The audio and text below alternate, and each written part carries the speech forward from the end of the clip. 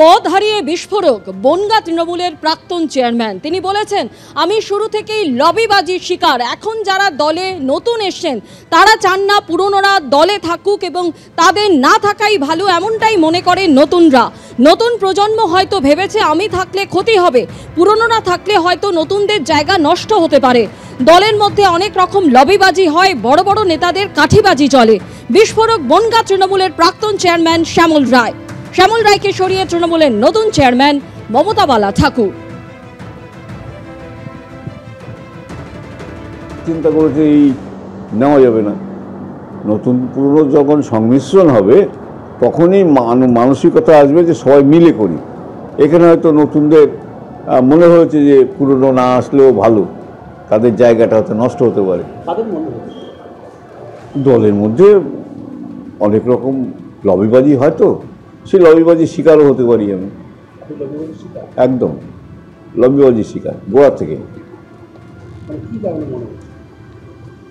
দলে খারাপ হতে পারে আমাকে নিয়ে, সেই চিন্তা ভাবনা করেছে নতুন প্রজন্ম যে আসলে দলে থাকলে দল খারাপ হবে। কাঠিবাজির শিকার তো বলে দিলাম আগে, একটুখানি আছে কাঠিবাজি। দলে থাকলে একটু কাঠিবাজি হয়, দেখছি তো সব জায়গায় বড় বড় নেতাদের সব কাঠিবাজি চলে, আমাদের এখানে ছোটোখাটো সব ব্যাপার।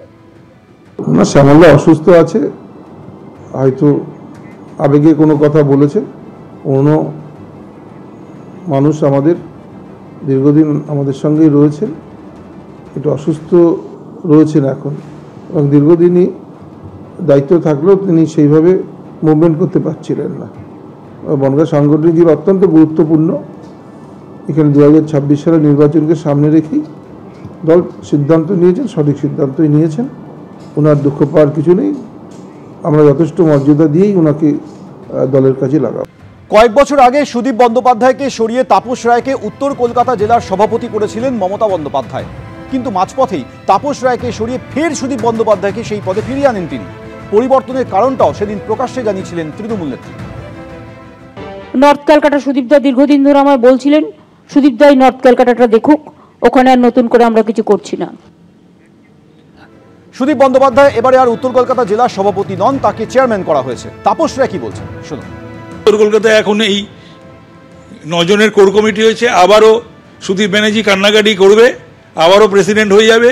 আর সেটাও যদি না হয় তাহলে নয় না প্রেসিডেন্ট হয়ে যাবে।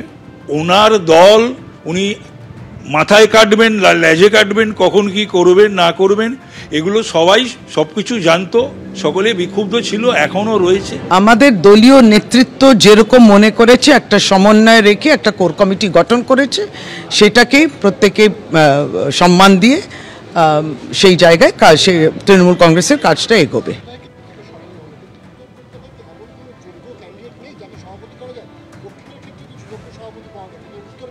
আমাদের দলীয় নেতৃত্ব যেরকম মনে করেছে একটা সমন্বয় রেখে একটা কোর কমিটি গঠন করেছে, সেটাকেই প্রত্যেকে সম্মান দিয়ে সেই জায়গায় কাজ, সেই তৃণমূল কংগ্রেসের কাজটা এগোবে, সেটাকে সামনে রেখে।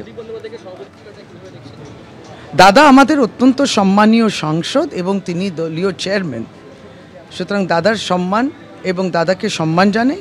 তিনি ভালো থাকুন, সুস্থ থাকুন। আমি চিরকালই একজন দলের সৈনিক হিসেবে আমার নেতৃত্বকে সবসময় সম্মান দেখিয়েছি।